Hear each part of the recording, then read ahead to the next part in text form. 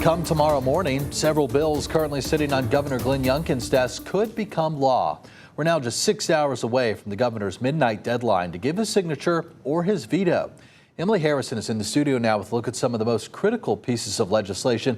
And Emily, even if he doesn't sign, these bills would become law, right? That's the case. Even without the governor's stamp of approval, if unsigned, all of these bills will be in effect by July 1st. And there are several interesting bills on his desk Virginians could feel strongly about, from re-legalizing skill games across the Commonwealth to establishing a constitutional right to contraception.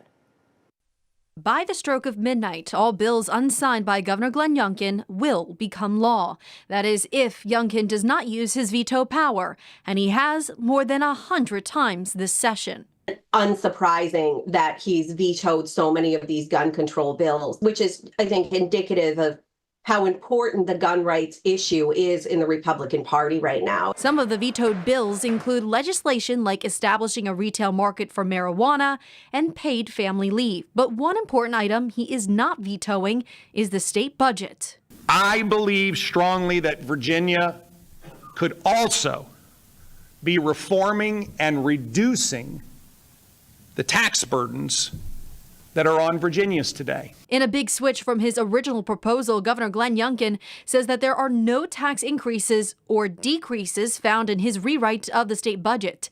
Instead, he's offering a 3% raise in teacher pay. However, it's unclear if Democrats will come back to the bargaining table, as there are several bills still waiting on the governor's desk that could become legal by midnight. I think we can think about those bills in the middle that don't get vetoed or signed by the governor as bills the governor might not want to be associated with, but might not care enough about to veto, or might not think that, it's in the best interest of the Commonwealth or best interest for him politically to actually overtly veto that bill.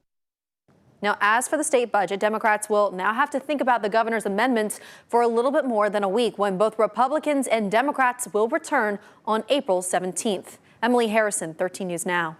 And if lawmakers approve the governor's amendments by then, it will become law. If not, the bills will go back to the governor's desk for final consideration.